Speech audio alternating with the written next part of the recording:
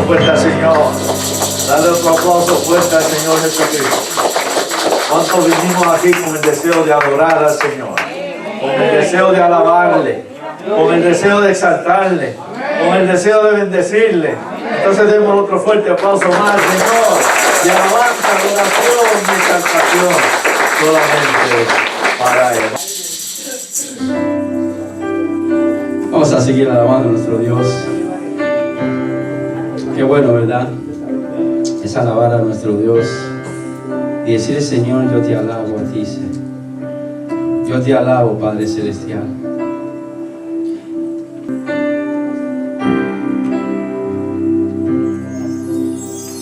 Te alabo, mi Señor, yo te alabo, porque eres el todo para mí, porque junto a ti voy caminando, porque siento tu presencia en mi ser.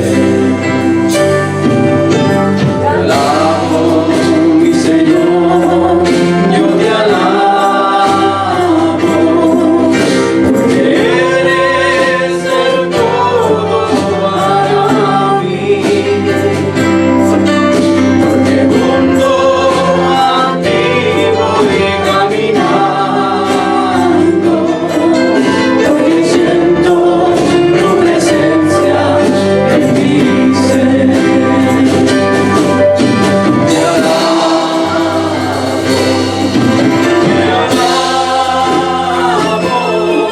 y mi alma no se cansa de alabarte.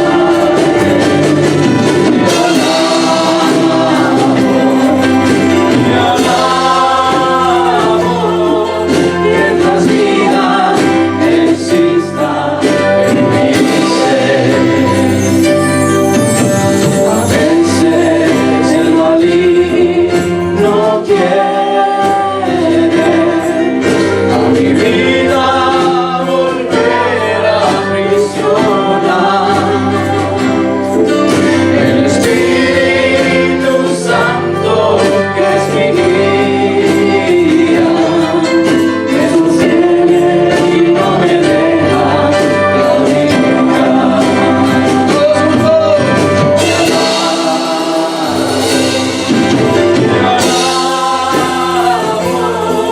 Y mi alma no se cansa de alabarte.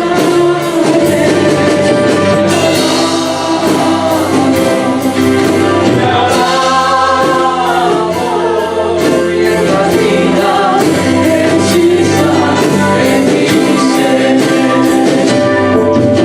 Te alabo, mi Señor, yo te alabo, porque eres el todo para mí, porque junto a ti voy caminando, porque siento tu presencia en mi ser. Te alabo, y mi alma no se cansa de alabarte.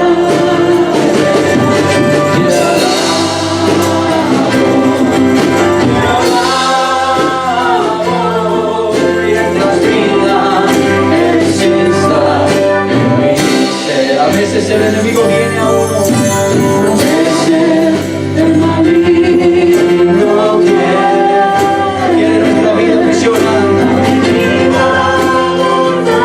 pero el Espíritu Santo, que es mi guía, el Espíritu Santo, que es mi guía, me sostiene y no me deja claudicar. Te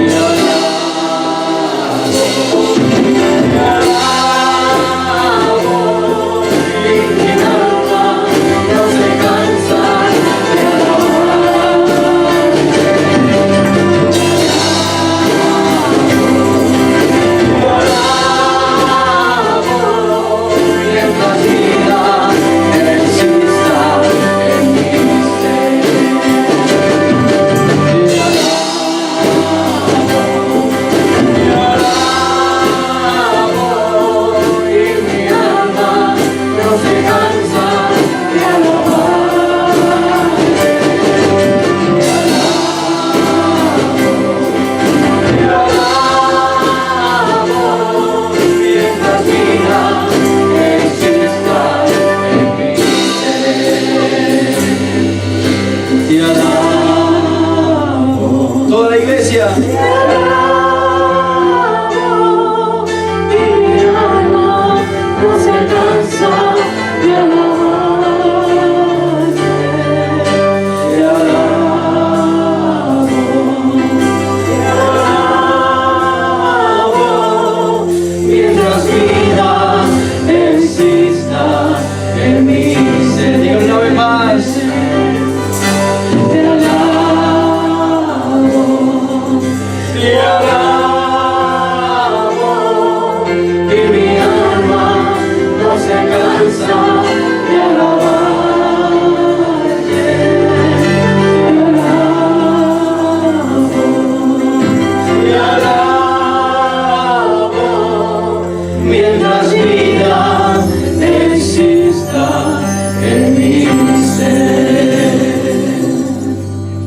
Mientras vida exista en mi ser. Dígalo, congregación.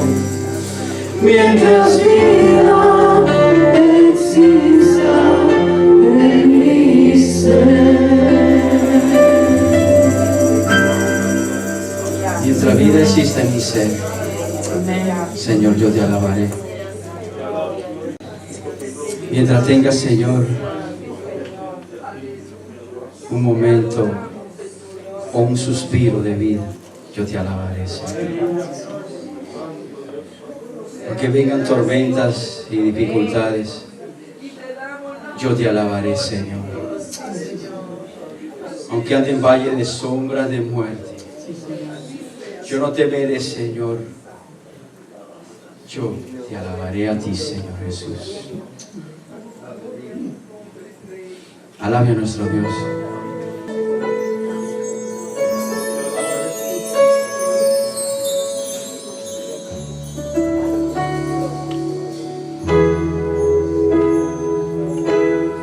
Mas el Dios de toda gracia, que nos llamó a su gloria eterna, os perfeccione y afirme, fortalezca y establezca. A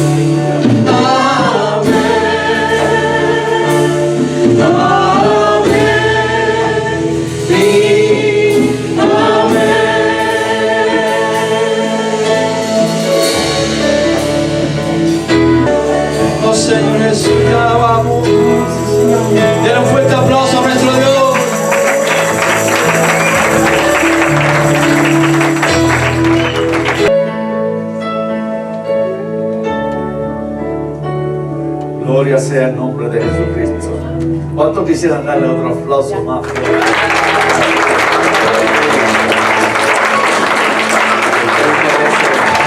Toda nuestra alabanza, exaltación y todo nuestro. Gloria sea el nombre de nuestro Señor. Por favor, los niños que puedan pasar adelante, queremos orar por ustedes y queremos también orar por sus maestros que le van a impartir la clase. Mire para allá cuántos niños están pasando. Amén. A través de tu espíritu, ellos tengan discernimiento, Señor, y que aquellas cosas que no pertenecen a ti, ellos puedan rechazarlas, Padre amado. Que ellos puedan hablar en sus escuelas, Padre amado, de que ellos son diferentes, de que ellos te aman, de que ellos te sirven, de que ellos vienen aquí a la iglesia a buscar de ti, a aprender de ti, Señor. Padre Santo, bendícelo y sigue desarrollándolo como hasta ahora lo has estado haciendo, Señor. Y que en un futuro, como siempre te pido, Señor, veamos en ellos esos ministerios, Señor, esos talentos, Padre amado, esos dones que ya tú tienes para ellos, Señor, desarrollándose, Señor, y al servicio tuyo, Padre Santo.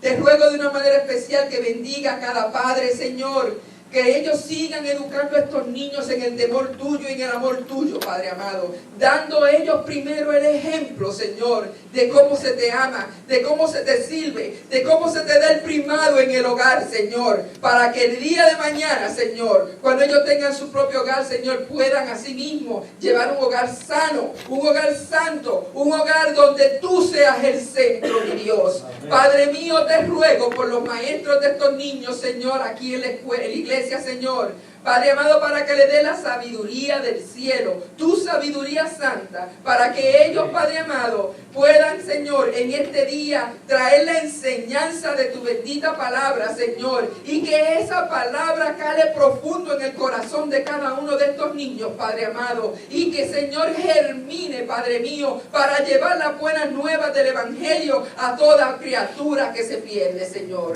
Te pido, Señor, una doble porción de tu Espíritu sobre estos niños, Señor, y que, Padre amado, en el caminar de ellos, de día y de noche, tú sigas con ellos, Señor. En el nombre poderoso de tu Hijo amado Jesús, yo te lo pido, mi Dios.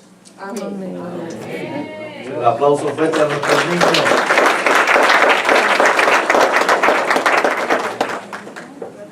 Pueden tomar asiento, muchas gracias. Y nosotros acá, los más grandecitos, entonces vamos a pasar a compartir la palabra también del Señor.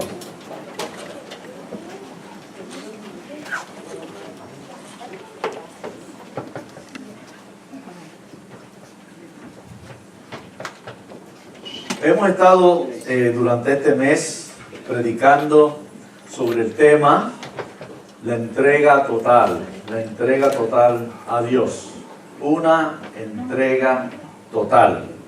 Y nuestros mensajes se han basado en ese tema durante este mes y lo que resta del mes el próximo domingo. Y hemos visto diferentes pasajes de la Escritura con diferentes personajes, cómo fue esa entrega de ellos y qué ocurrió y sucedió por la entrega que ellos hicieron al Señor.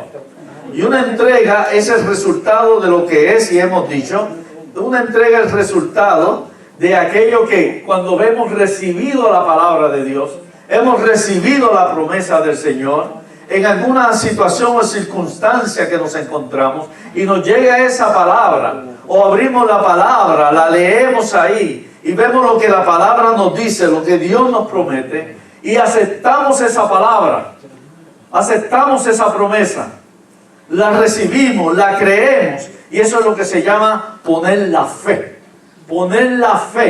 en Dios, poner la fe en su palabra. Y es ahí donde dice en Romanos capítulo 10 que la fe viene ¿por dónde? Por el oír de la palabra de Dios. Aunque sea que la lea, es la palabra que está recibiendo. Cuando recibimos la palabra, entonces ponemos fe, verdadera fe, creemos, aceptamos lo que dice la palabra, lo que Dios nos dice, y de acuerdo a eso entonces tomamos acción. Esa palabra en nuestra vida la ponemos en acción. Y ahí obtenemos el resultado de que hemos hecho una entrega completa al Señor, una entrega total, porque no solamente hemos oído, no solamente hemos creído, sino que lo hemos llevado también a la acción. Y eso es lo que ha sucedido. Y eso es lo que sucedió con aquellos que recibían la palabra y la creían y la ponían en acción. Veían entonces los resultados en su vida. O por la situación que estuvieran pasando, ahí veían cómo Dios empezaba a obrar y cómo se manifestaba el poder de Dios. Y hemos estado estudiando algunos personajes, como he estado diciendo, y entre ellos estuvo Elías, junto con aquella viuda de Sarepta, en la manera milagrosa que Dios obró. Y no voy a entrar mucho en detalle porque no saldríamos de aquí hasta las 5 de la tarde.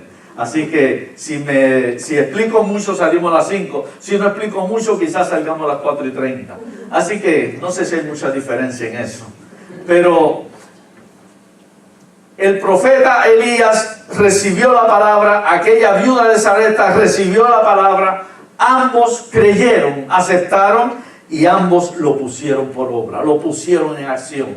Y vemos cómo por ellos confiar en el Señor, en un momento de crisis, en un momento de escasez sobre la tierra, en un momento que iba a no caer ni gota de agua, de lluvia por 3 años y medio, como la poca harina que tenía aquella viuda, como la poco aceite que tenía, el poco de agua que le quedaba porque había sequía total, la tierra no producía, como durante esos 3 años y medio, por ellos haber aceptado la promesa, por ellos haber creído, por ellos haber obedecido, no faltó la harina, no faltó el aceite y no faltó el agua para ellos.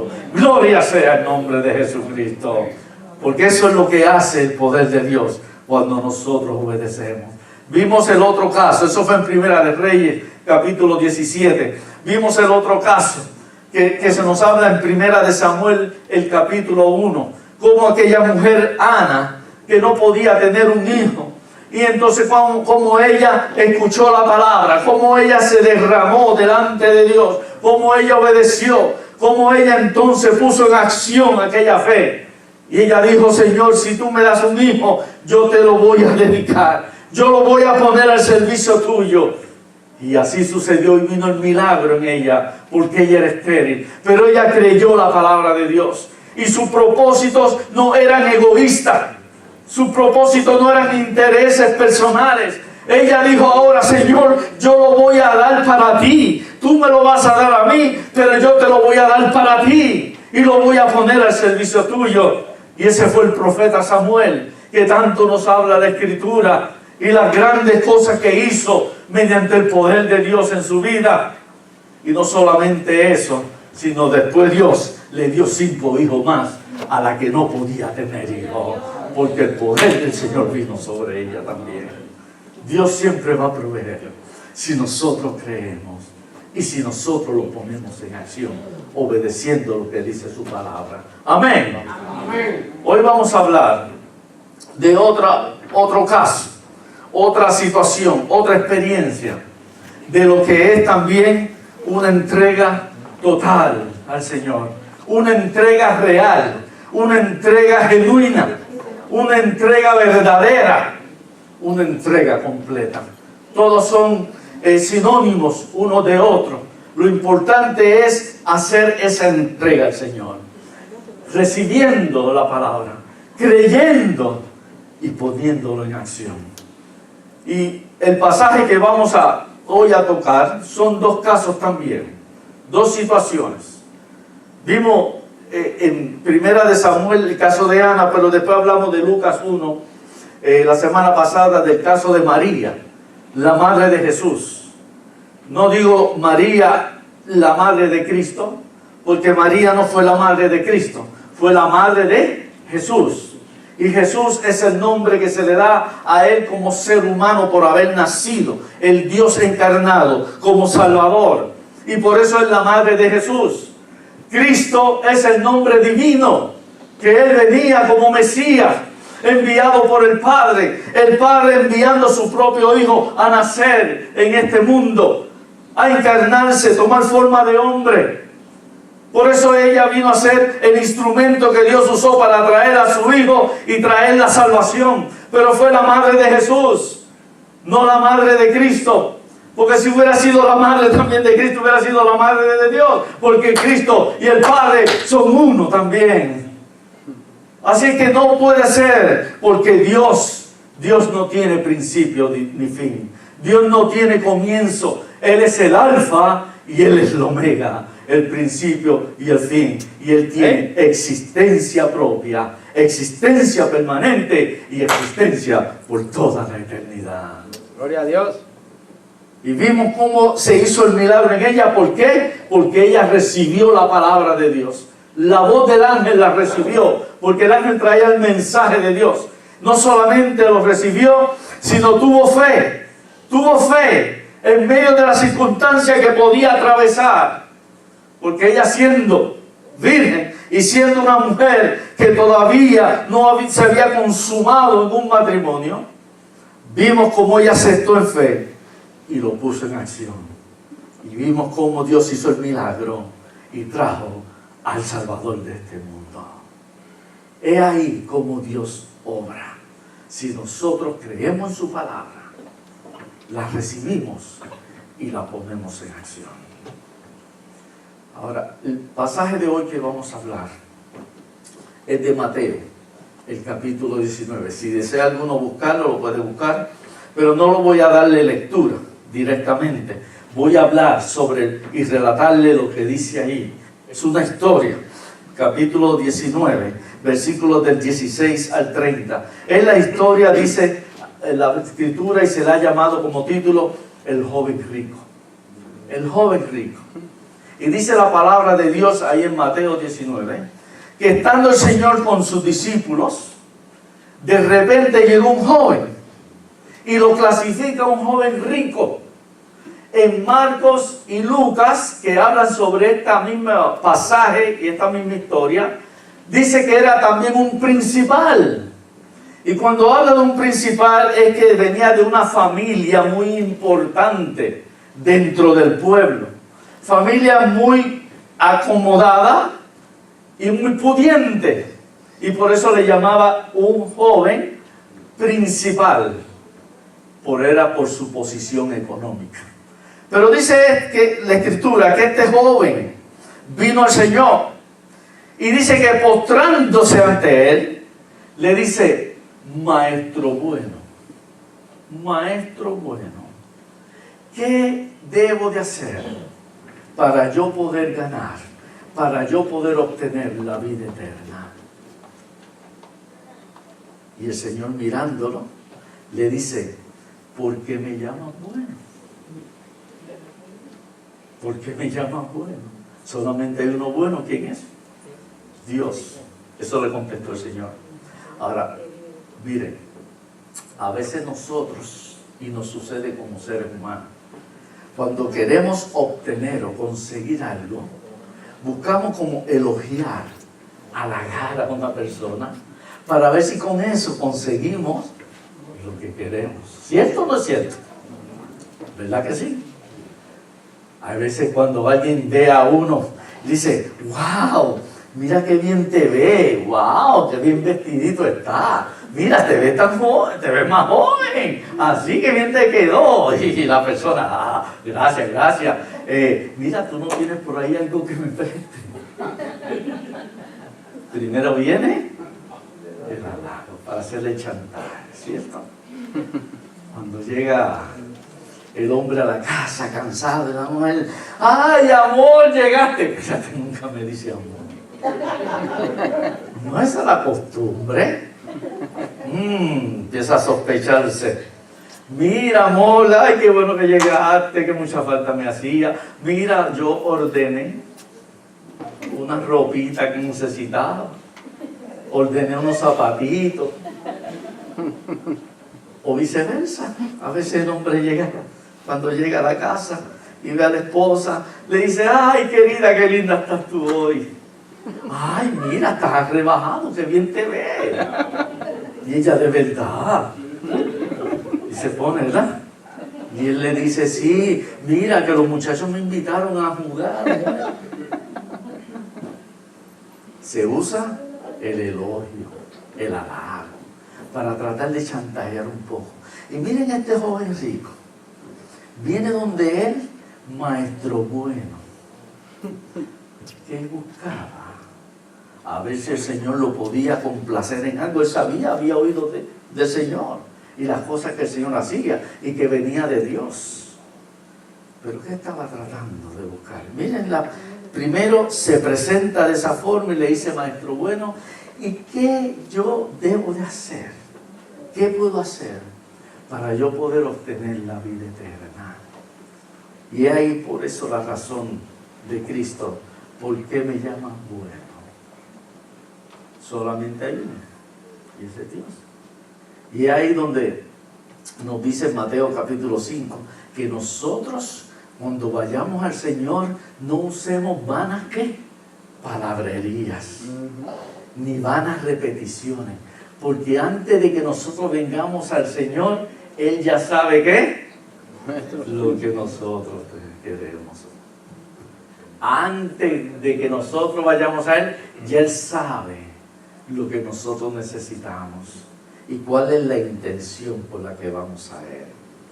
Dice que Él conoce nuestros pensamientos, los discierne y las intenciones del corazón.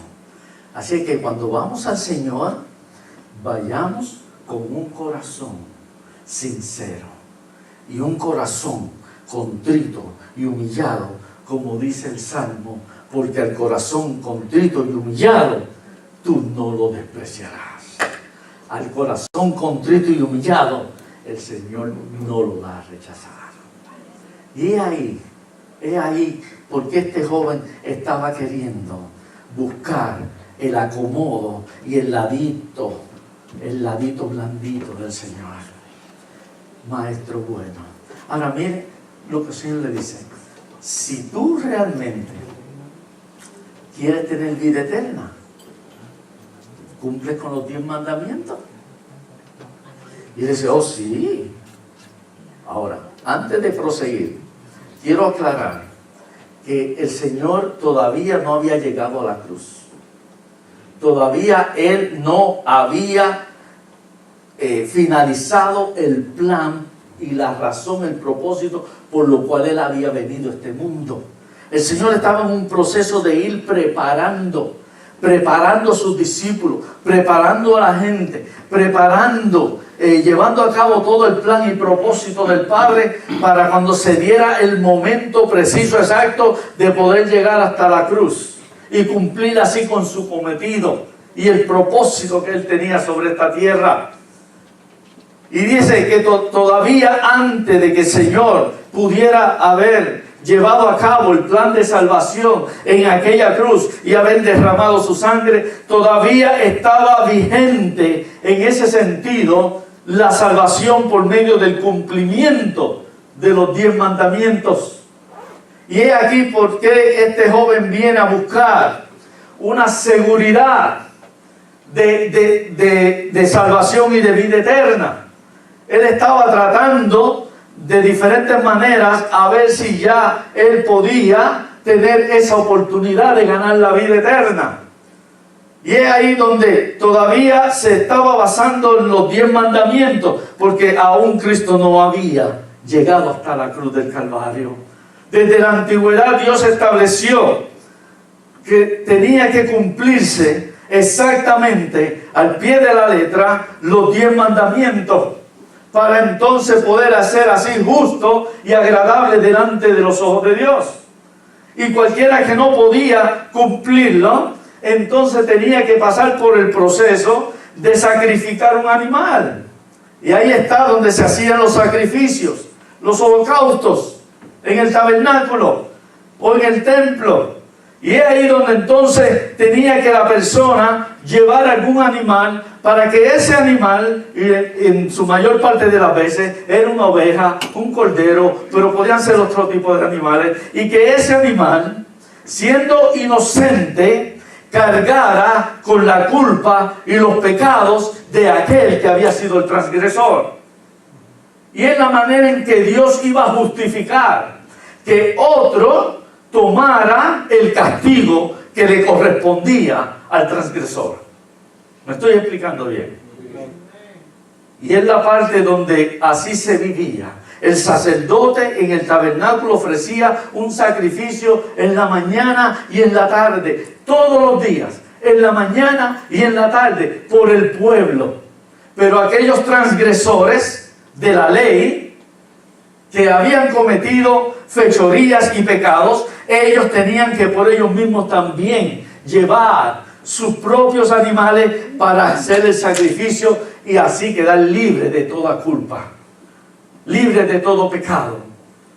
Y esa sangre que se derramaba libraba y justificaba al transgresor.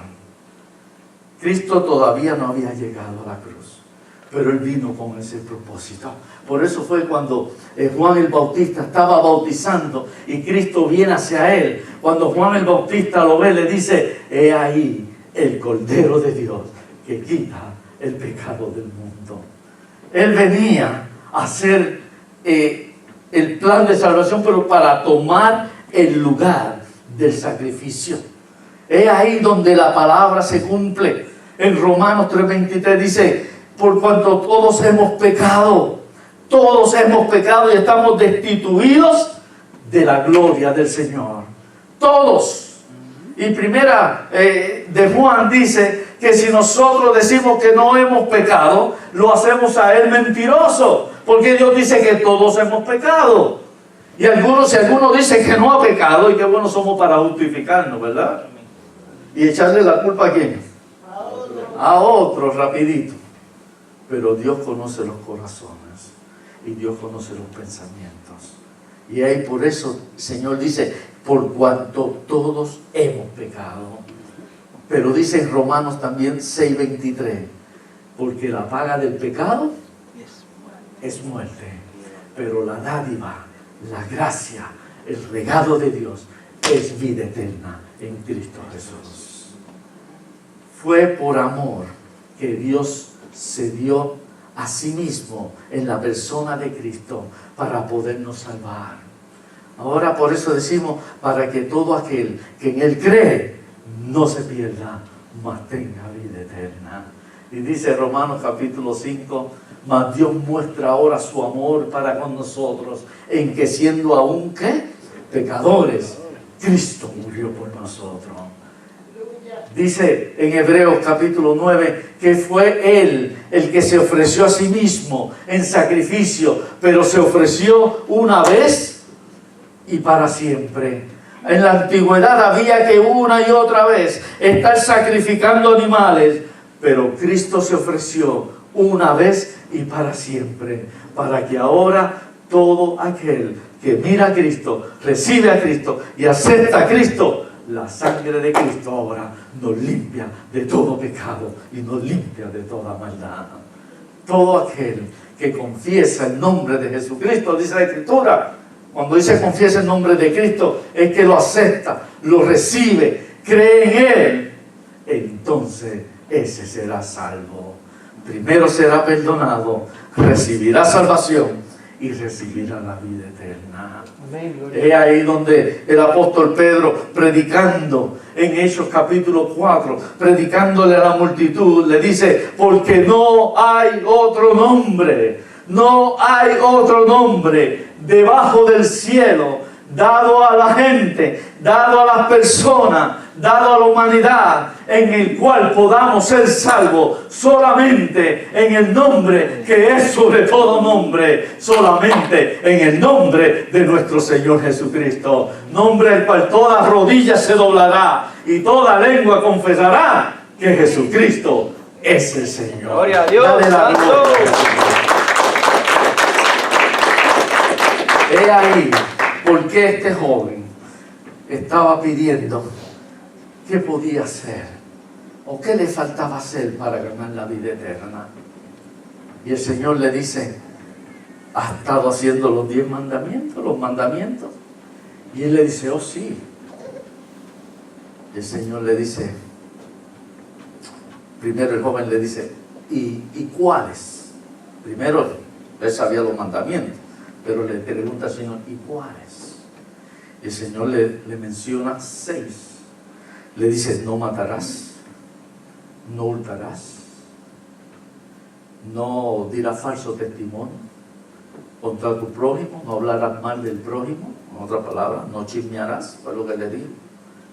Le dijo también, no adulterarás, honra a tu padre y a tu madre. Y le añadió el último, ama a tu prójimo como a ti mismo.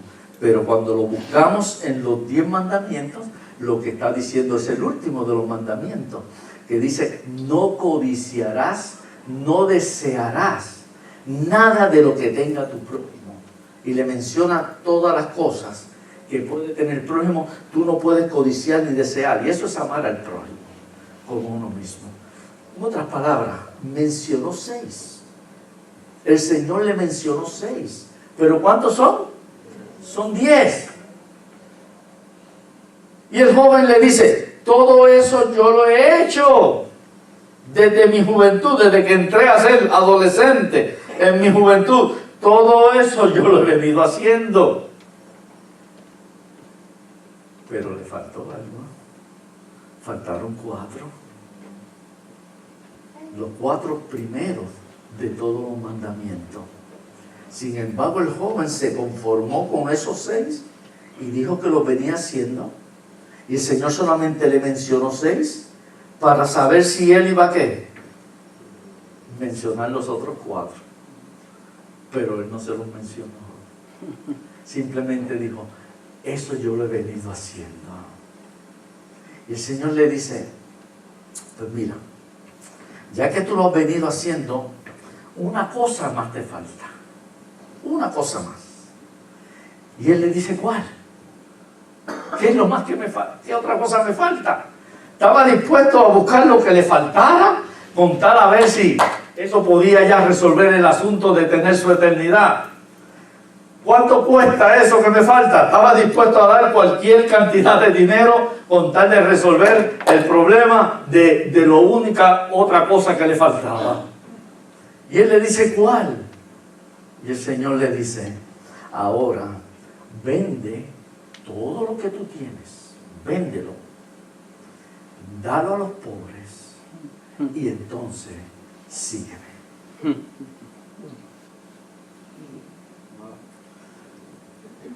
Si hubiera sido en inglés que hubiera hablado el joven rico, decía, ¿what? Pero nosotros decimos, ¿qué? Mira, que venda todo lo que tú tienes, que se lo dé a los pobres y tú me sigas. Pero antes de decirle y me sigas, le dice, vende lo que tienes, dáselo a los pobres y tendrás tesoros en los cielos, y entonces ven y sígueme. ¿Sabe lo que el Señor le estaba dando a entender a él? Que le faltaban esos 4 mandamientos. Si vamos a buscar esos primeros 4 mandamientos, son los que reúnen o la práctica de lo que el Señor le acababa de decir. Pero dice la Escritura que aquel joven, cuando escuchó esas palabras, vende lo que tiene, reparte solo a los pobres. Ahora, cuando dice a los pobres, no está hablando de aquellos que se quieren aprovechar, que no trabajan, no viven desordenadamente, son parásitos, no, aquellos que estaban en real necesidad material.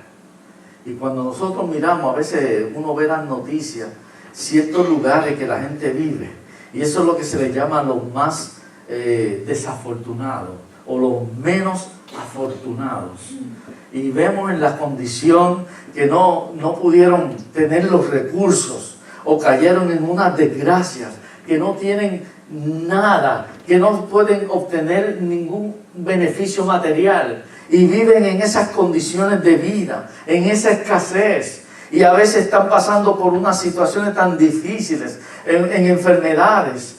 Y a uno se le parte el corazón cuando uno ve eso. Y uno mismo dice, con tanto rico y millonario que hay, y nadie se puede dignar a poder ayudar a familias en esas condiciones.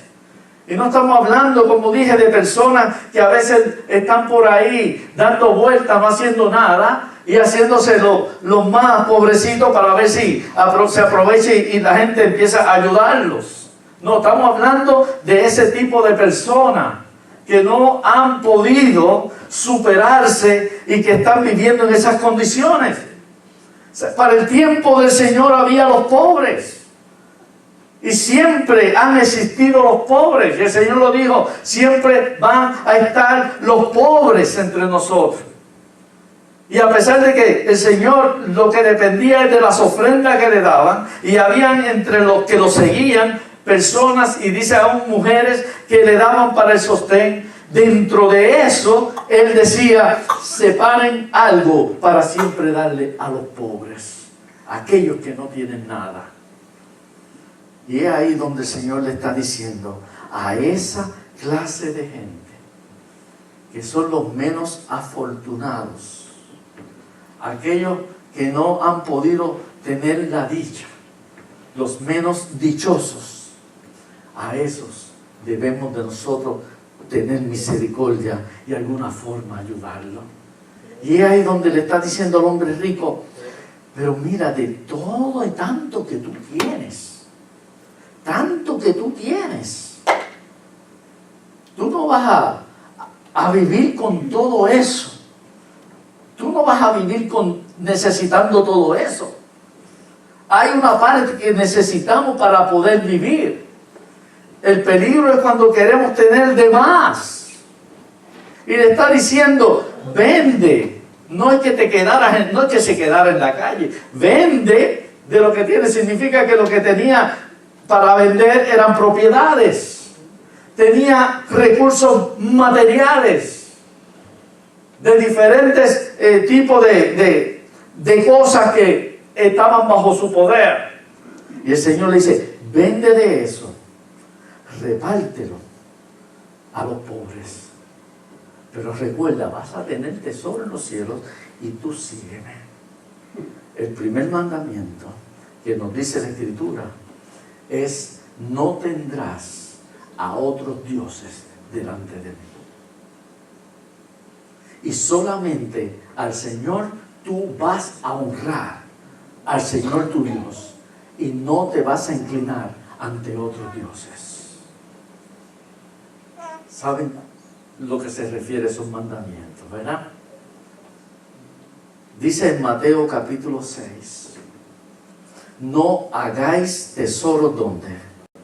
En la tierra, donde el orín y la polilla corrompen y destruyen. ¿Y qué es el orín y la polilla? Es todo lo que es la humedad. La humedad todo lo daña y lo corrompe. Y no solamente la humedad, el polvo. Todo lo daña y lo corrompe. Por eso tenemos que estar limpiando el polvo continuamente. Y también se refiere al oxígeno. El oxígeno daña y corrompe todas las cosas. Si usted tiene una carne enlatada, se preserva y se conserva, pero una vez la abre y la deja de intemperie, ¿qué sucede? Le entra el oxígeno y le entran bacterias y se daña, se corrompe. Y también el salitre es otro factor que contribuye a dañar y corromper todas las cosas. Y por eso el Señor le estaba hablando en Mateo capítulo 6, diciéndole a la gente, no os hagáis tesoros aquí en la tierra, donde la polilla, el orín corrompen, donde ladrones minan y hurtan, sino más bien haceos tesoros en los cielos, donde ni el orín ni la polilla corrompen, ni ladrones minan ni hurtan, porque allí en la eternidad todo sirve y todo será para toda la eternidad.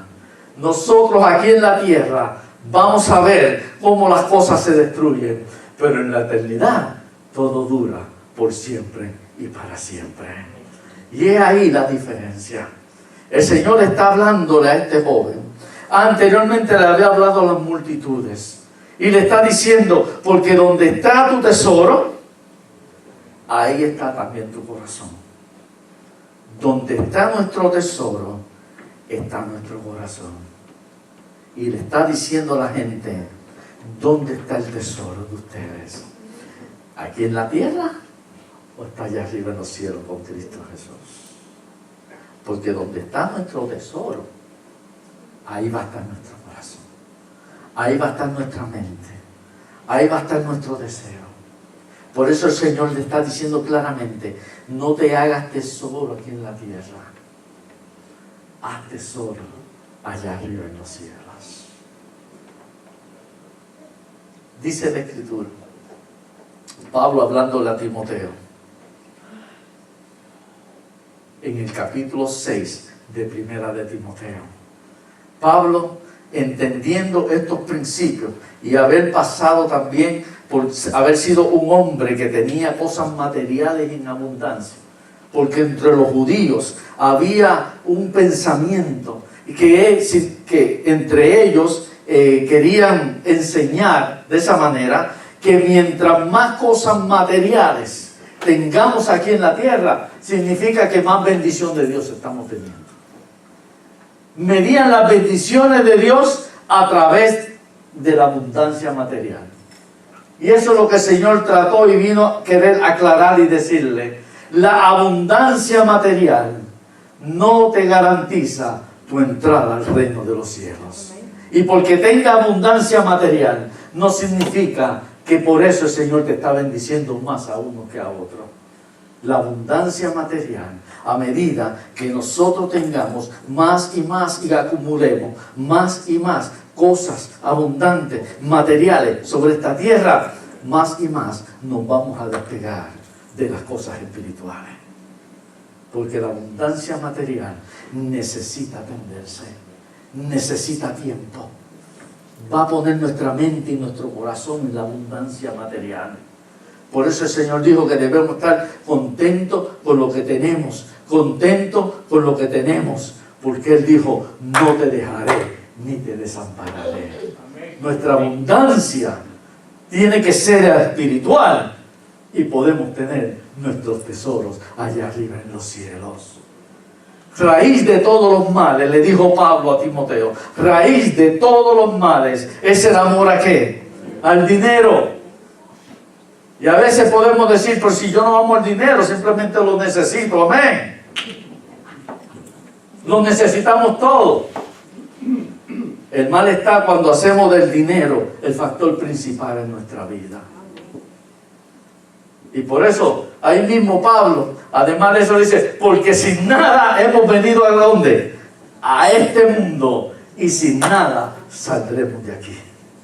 Lo único que nos vamos a llevar de este mundo, aquella relación que tuvimos con Jesucristo, cuán obediente y fieles fuimos a Él. Mientras más obediente y fiel al Señor, quizás no tengamos mucho aquí, porque nuestros tesoros se están acumulando con Cristo allá arriba en los cielos. Gloria a Dios.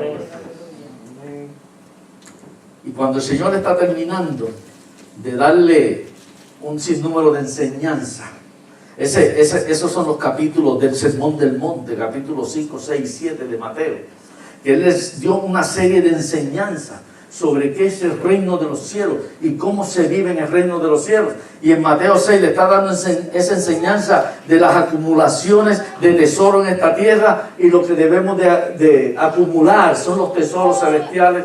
Cuando termina esa parte, ese pasaje, el Señor le dice, porque no se puede servir ¿a quién? A dos señores. No se puede servir a dos señores, porque amarás a uno y aborrecerás al otro. Apreciarás a uno y menospreciarás al otro.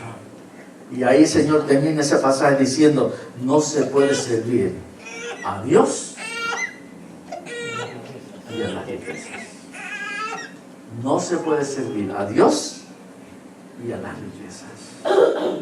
Ahí fue porque el apóstol Pablo le dijo a Timoteo, raíz de todos los males es el amor. ¿Cuál era el problema de este joven? Volvemos al capítulo 19 de Mateo. ¿Cuál era el problema de este joven? Que practicó los últimos 6 mandamientos. Lo que tiene que ver con el prójimo. Hacer esto, hacer aquello, hacer lo otro. Oh sí, eso lo he podido hacer, muy fácil. Pero no podía hacer los primeros 4. ¿Por qué? Porque su Dios estaba haciendo el dinero. Su Dios estaba haciendo el dinero. Por eso es que no podía servir a 2 señores. Y el Señor le dice, ¿de verdad tú quieres tener la vida eterna? Pues entonces tú tienes que en tu vida poner a Dios en primer lugar. Porque en este momento Dios no ocupa el primer lugar en tu vida. Dios no ocupa el trono de tu corazón. Hay otras cosas que son en este momento tu impedimento para poder obtener la vida eterna, para poder obtener ese primer lugar de Dios en tu vida. Y es que tú, lo material, las riquezas abundantes que tienes, te están impidiendo poder alcanzar ese tesoro que nos está guardado allá arriba en los cielos. Por eso le dice, ahora vende lo que tienes, repártelo a los pobres, a los más necesitados, y tú verás que vas a tener esos grandes tesoros allá arriba. Pero ¿sabes qué te falta? Ahora ven y sígueme. Honrar al Señor, servir al Señor. Las 2 cosas principales que le estaban faltando a él. Tenía otro Dios, que no era el verdadero Dios, y no estaba sirviendo al Señor. Se servía a sí mismo para sus riquezas. Era egoísta, egocéntrico. Se servía más que a sí mismo. Acumular y acumular. Por eso cuando dice la Escritura que el Señor le dice, ahora vende lo que tienes, da a los pobres, vas a tener tesoro en los cielos, y ven y sígueme. Dice que, y es de imaginarse uno, quizá le añado ciertas cositas porque es de uno imaginarse. Quizás el rico diría, yo pensé que esto era más fácil. Wow, qué difícil. Inclinaría su rostro y comenzaría a irse poco a poco, porque no dijo ni una palabra más. Dice la Escritura, y se fue tristemente. Tristemente se fue de aquel lugar. No dijo ni media palabra más. Por lo que él venía, y por tanto elogio maestro bueno, no consiguió lo que quería. Dicen, cuando este joven se fue, el Señor le dice a los discípulos,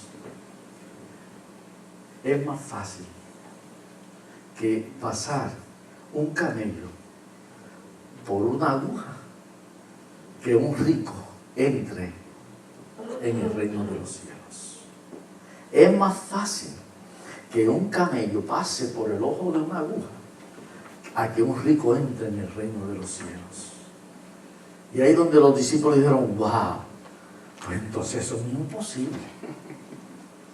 El Señor no dijo que era imposible, porque dijo, para Dios todo es posible. Es cuán difícil se le va a hacer un rico poder alcanzar el reino de los cielos, poder alcanzar la vida abundante espiritual, poder alcanzar la salvación y la vida eterna. Cuán difícil se le va a hacer a un rico, porque sus riquezas están en esta tierra, sus tesoros están en esta tierra, y el Dios de su corazón son sus cosas materiales. Hasta que un rico no se doblegue y se humille delante del Señor y le entrega todo lo que es Él y lo que tiene Él a Jesucristo, no va a poder tener otro Dios más que su dinero. He ahí, por eso el Señor dice, con qué facilidad un pobre puede venir al conocimiento de Cristo, puede venir y aceptar las cosas espirituales, porque no tiene y va a depender solamente del poder de Dios. Pero un rico depende de su propia riqueza. He ahí esa diferencia. Y mirando este caso, esta situación, y cómo el Señor le está hablando, y he ahí cuando el Señor le dice a los discípulos, no es imposible para Dios, pero sí va a ser bastante difícil para que un rico deje todo por alcanzar la vida eterna. Y es ahí donde Pedro, y Pedro que siempre salía adelante en todo, Pedro le dice, pero Señor, nosotros lo hemos dejado todo. Nosotros lo hemos dejado todo por ti. Y era cierto. Pedro y los discípulos habían dejado todo atrás, todo lo que tenían, aún la familia. Ahora, no abandonaron a su familia, ni abandonaron sus responsabilidades. Simplemente que ya todo aquello lo echaron a un lado por seguir ahora a Jesucristo, por lo que Cristo tenía los planes con ellos, los propósitos con ellos. Enseñarlo, guiarlo, llevarlo por diferentes lugares, aprendiendo. Pero de vez en cuando ellos regresaban otra vez a su hogar y estaban con su familia. Cuando ya tenían que moverse de ese lugar a otra región, pues entonces era como si hubieran ido a dar un viaje. Luego de ese viaje volvían y regresaban. No es que habían abandonado sus deberes y responsabilidades, mucho menos su familia. Pero Pedro, usando este principio, es que dice al Señor, Señor, nosotros lo hemos dejado todo. Lo hemos dejado todo por seguirte. Y el Señor le dice, es cierto, pero ¿sabe qué?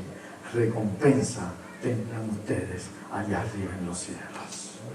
Recompensa habrá para todo aquel que está dispuesto a dejarlo todo para seguirme a mí. Aquel joven no pudo gozar de la vida eterna porque su corazón estaba atado a las cosas materiales de este mundo. Aquel joven no se entregó al Señor, teniendo la oportunidad de poder entregarse al Señor, poder rechazar lo que tenía por seguir a Jesucristo. ¿Y sabe qué? Terminó diciendo ese pasaje del capítulo 19 de Mateo, de ese relato del joven rico. Por eso el Señor le dijo, el que no esté dispuesto a dejar padre, madre, hermano, hermana, esposo, esposa, hijo, hija, cuñado, suegra, cuántas cosas. El que no esté dispuesto a dejar lo que sea necesario o lo más que pueda amar en este mundo por causa de mí, no es digno de mí. Y vuelvo y repito, no es abandonar. Estar dispuesto en un momento dado, tener que dejar cualquier cosa al lado con tal de agradar y servir a Jesucristo. Por eso dice la Escritura que si tu ojo te es ocasión de caer, ¿qué debes hacer? Digo, esto es una metáfora. Esto es una metáfora. Si tu ojo te es ocasión de caer, sácalo. Porque es mejor que entres sin un ojo al reino de los cielos que te pierdas aún teniendo tus dos ojos.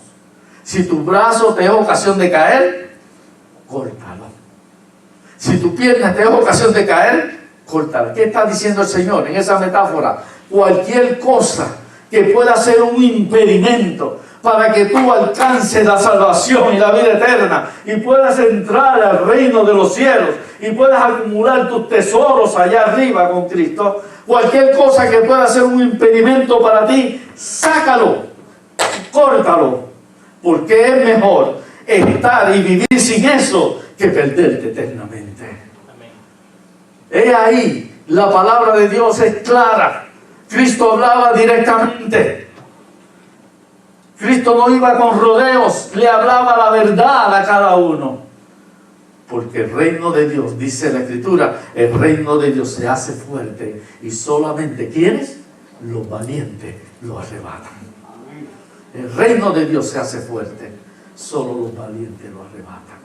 Aquel joven perdió la gran oportunidad de su vida. Tenía la oportunidad y el mismo Jesucristo te estaba ofreciendo. Ahora tenemos el otro caso, que es en Lucas capítulo 21, los primeros 4 versículos. Dice ahí, si lo quiere buscar, si no, o anótelo en un papel, se lo lee bien en su casa. Dice ahí que de repente estaba el Señor con sus discípulos y estaban así, sentados en un lugar frente al templo. Y allí el templo estaban lo que se llamaban las arcas. Y las arcas no era otra cosa que unas cajitas que ponían donde la gente venía y echaba y depositaba sus ofrendas. Y dice que estando ahí el Señor con los discípulos, veían cómo venía la gente y depositaban sus ofrendas. Esas ofrendas no eran exactamente los diezmos que se daban. Esas ofrendas eran las ofrendas extra que daba la gente para el mantenimiento del templo, para la mejora, limpieza del templo, hacer todo lo que conllevaba para mantener y cuidar el templo, la depositaban ahí. Estaban separadas de lo que eran otro tipo de ofrenda y diezmos que daba el pueblo. Y dice que estando ellos allí, veía cómo los ricos llegaban y sacaban su dinero y lo exhibían. Y yo me imagino cómo ellos se sentían halagados. Y la gente... Y sacaban su dinero, dice, lo exhibían y lo lanzaban ahí al arca, a la cajita. Y dice que entre esos ricos, de repente llegó ¿quién? Una viuda, pobrecita. Y dice que solamente llegó allí, quizás un poquito tímida, porque no podía tal vez exhibir lo que ella daba. Dice que llegó esa viuda allí, humildita, sencillita, y las únicas 2 blancas que tenía, allí las depositó. ¿Para qué eran las 2 blancas? Si nos ponemos a buscar entre los valores, que en Roma pues dicen que según las 2 blancas que eran dentro de los judíos, en la equivalencia de la moneda romana era un cuadrante. Y un cuadrante no es otra cosa que si lo ponemos al día a nuestros valores monetarios a nosotros, 2 blancas, un cuadrante, pues esos 2 cuadrantes, las 2 blancas, eran monedas de cobre, de la más ínfimo valor que tenía en valores monetarios. ¿Y qué es lo que nosotros tenemos que se supone sean de cobre? Ya hoy día no son de cobre, pero que son de cobre y que tienen el valor más ínfimo monetario. 2 centavos, 2 centavitos. Es lo que tenía esta viuda. 2 centavos. Déjame ver a mí, porque eso es lo que me queda aquí en el bolsillo. Déjame ver, si no me equivoco. Mírenlos aquí, 2 centavos. Son 2 centavos, ¿verdad? ¿Los ven bien? 2 centavos. Pues aquella viudita fue así, y fue y echó sus 2 moneditas. Vamos a pensar que fueron $2, para hacerlo, ¿verdad? Porque ha subido tanto los precios de las cosas, que aquellos sacaban quizás $100. El otro sacaba 500. Y lo exhibían, ¿saben? Pues les gustaba los elogios y los halagos. Y lo exhibían los ricos. Y el Señor decía, miren los ricos cómo dan su dinero, su ofrenda, y miren. Y quizás otro sacaba 500, otro sacaba 1000. Y aquella viudita, las únicas 2 moneditas que le quedaban, los únicos $2, quizá para ella comer, ir a comprar. Ella entendió la necesidad de la casa del Señor y sintió en su corazón y fue y lo depositó allí. Qué vergüenza, quizá dirían algunos, qué vergüenza. Pero el Señor mirando dice a esa situación, dice, ustedes ven, le dice a los discípulos, ustedes ven todo lo que los ricos dieron, pero ¿saben qué? Ellos dieron de lo que les sobra. Aunque dieron mucho, pero estaban dando de lo que les sobra. Pero ven esa pobre viuda, dio de su pobreza lo único que tenía. Así que Cristo elogió más la ofrenda de aquella viuda que la ofrenda de aquellos ricos, porque de su riqueza estaban dando lo que les sobraba, mientras aquella de su pobreza dio todo lo que tenía. Esto tiene diferentes aplicaciones, pero yo me voy a basar en una sola. Y de esto se pueden sacar cuantas enseñanzas de ese pasaje de la viuda y los ricos, y de sus ofrendas y la ofrenda de la viuda. Pero yo me voy a basar en una sola cosa, con el propósito de lo que es la entrega total. Aquellos ricos de su riqueza dieron, y el Señor lo dijo, dieron de su pobreza, perdón, de lo que les sobraba. ¿Por qué el Señor hizo ese señalamiento? Porque Él sabe lo que tenemos cada uno, y Él sabe lo que cada uno podemos hacer por Él. Y miren cómo Dios ahí vemos que Dios se interesa también por lo que nosotros damos y hacemos para Él, porque Él ve a cada uno y Él sabe lo que podemos hacer cada uno, y Él sabe que aquella pobre mujer no era para haberlo hecho, sin embargo estuvo dispuesta porque quería honrar al Señor. Y voy a hacer uso de una metáfora. Una metáfora es algo de lo cual se usa como un ejemplo para simbolizar y significar otra cosa. Y vamos a hacer uso de una metáfora.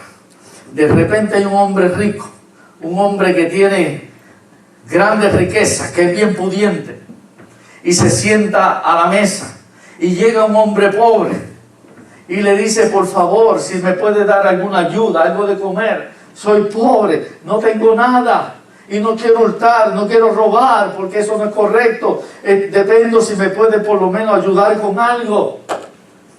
Y el hombre le dice: pues sí, siéntate aquí a la mesa, que voy a pedir comida.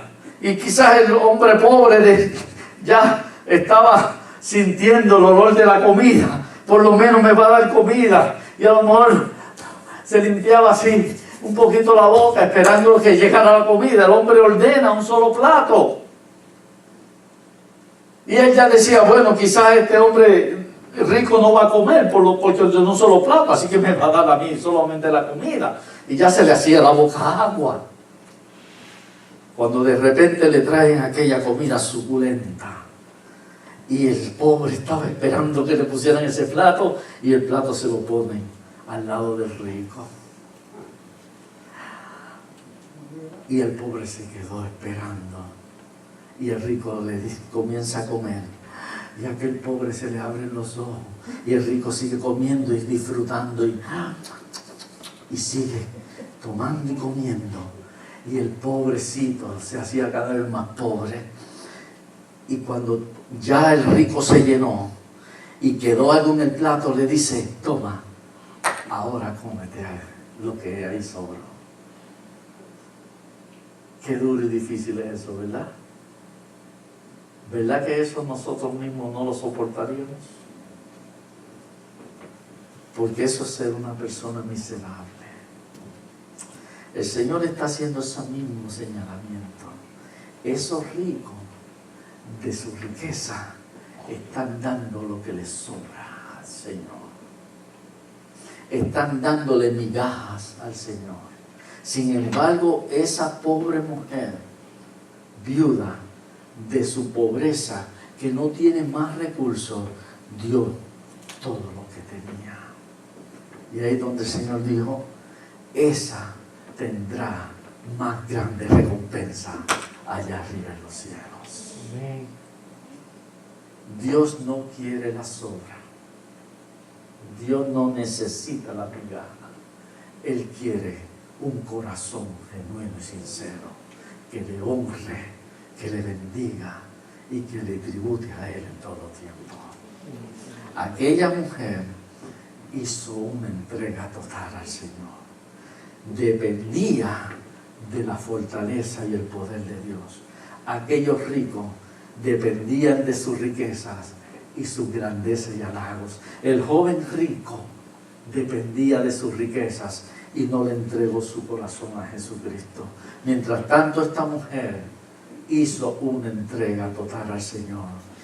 Aún lo que tenía, lo poco que le quedaba, estuvo dispuesta a dárselo para Dios. Estuvo dispuesta a dárselo al Señor. Estuvo dispuesta a honrar el nombre de Dios. ¿Cuántas cosas Dios nos da? ¿Cuántas cosas recibimos? ¿Estamos dispuestos a darle a Dios lo mejor de nuestra vida? De toda la abundancia que nos da, ¿estamos dispuestos a honrarlo? Hay algunos que lo único que le dan son migajas al Señor, sobras. De esa misma manera, no quiero enfocar que todo es el asunto económico, dinero. Quiero aplicarlo en otras áreas. Y con esto voy terminando. Aunque el Señor aquí son asuntos económicos, financieros, pero muchas veces no solamente se limita a lo económico y financiero, también la entrega total es cuánto tiempo yo estoy dando para el Señor. ¿Cuánto tiempo yo doy para Él? Todos esos recursos de capacidades que me ha dado, todos esos dones, talentos que el Señor me ha otorgado, ¿cuánto yo le estoy dando para Él? Queremos que cuando nosotros estamos en problemas, en necesidades, en angustia, en adversidades, ¡ay, Señor, ayúdame, ven, hazlo rápido! Y pedimos que el Señor lo haga inmediatamente porque necesitamos urgentemente, Señor, que me ayudes, porque si no, no sé qué voy a hacer. Pero cuando el Señor pide de lo mismo de nosotros, Señor, ahora no tengo tiempo. Señor, ahora no puedo. Señor, y cuando el Señor nos pide que pongamos en obras nuestras labores para servirle también a Él, con esas capacidades que nos ha dado, ¿cuántas excusas se buscan para no sacarle el tiempo que el Señor también nos pide que nosotros le demos a Él? ¿Cuántas excusas? Cuando debiéramos estar buscando razones para poder hacer algo más por el Señor, buscamos excusas para hacer menos cada día para Él. Señor, ahora no puedo. Déjame ver si me da el tiempo. No sé si tengo otras cosas para hacer. Bueno, pero es que esto no, pues no hay lo otro, pues no. Siempre estamos buscando esquivar y darle la sobra al Señor. Si tengo tiempo, Señor, yo te voy a servir. Si no tengo otros compromisos, yo te voy a servir. Si no tengo otra cosa que hacer, estamos dándole sobras y migajas al Señor. Pero queremos que el Señor nos dé lo mejor que Él tiene para nosotros. Y queremos que nos conteste. Si pasa un día, ¿qué pasa, Señor, que no me has contestado? Pero cuando el Señor nos pide a nosotros, espérate un tiempito más, Señor, porque ahora estoy muy ocupado. Dios quiere que le demos una entrega total. Una entrega total es ponernos al servicio de Él incondicionalmente. Tengamos que dejar lo que tengamos que dejar y hagamos lo que tenemos que hacer. Dios quiere tener el primer lugar en nuestra vida y estar sentado en el trono de nuestro corazón. Porque si Él está sentado en el trono de nuestro corazón, Él es el que dirige todo lo que nosotros hacemos. Pero si no está sentado en el trono, yo soy el que dirijo lo que yo debo de hacer. Dios quiere el control y el trono de nuestros corazones para que así tengamos una relación más personal con Él y nuestros tesoros cada día se acumulen allá arriba en los cielos. Que cuando lleguemos ante Él nos pueda decir: bien, buen siervo y fiel, en lo poco me fuiste fiel, ahora en lo mucho yo te pondré. Entra ahora en el gozo de tu Señor. Dale la gloria a Jesucristo. Vamos a estar en pie y vamos a meditar en esta palabra. Y mientras cantamos este coro, este canto, de la manera en que el Señor te ha hablado, cada uno sabe lo que hace o lo que no hace por el Señor. Cada uno sabe. Miren, nada mejor que decir: Señor, yo quiero hacer más por ti. Yo quiero serte más fiel. Yo quiero que tú me uses más. Nada mejor que eso.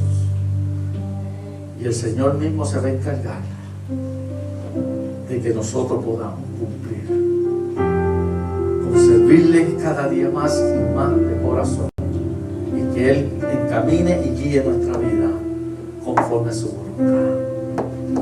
Una entrega total es lo que Él demanda de nosotros. Una entrega total, una fe genuina en Él y una obediencia a su palabra.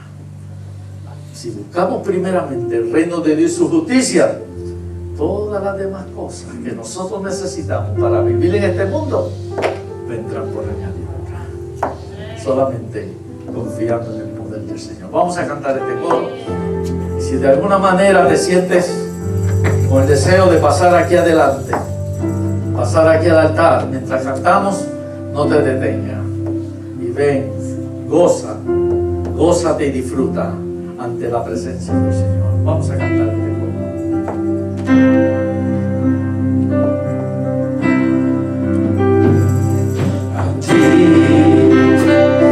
El alfa y la omega, el principio y el fin, y el gran sol divino.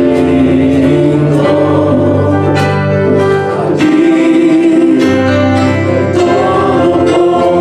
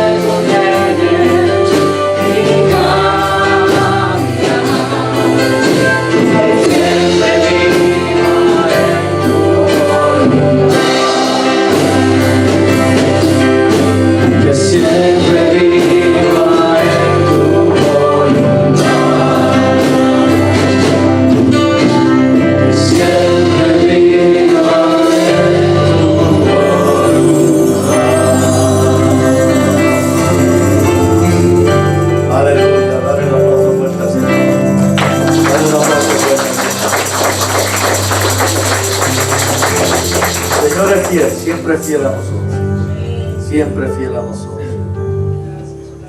Y Él quiere bendecirnos. Mire, el propósito de Dios es bendecirnos, de proveer, de ayudar, de engrandecer, de darnos esa vida abundante, no material, no, eso no es lo que se refiere el Señor, esa vida abundante espiritual, porque lo verdadero, el verdadero tesoro está allá arriba en los cielos, lo necesario para vivir aquí y poder ayudar a aquellos que también están necesitados. Así que una entrega total es lo único que Él demanda, una entrega total de nuestra parte, que Él se va a encargar de seguir haciendo el resto. Amén. Damos otro aplauso al Señor por su palabra y por la enseñanza que Él nos da a través de ella. El pueblo de Dios dice, le damos un aplauso al Señor y cantamos este coro para despedirnos.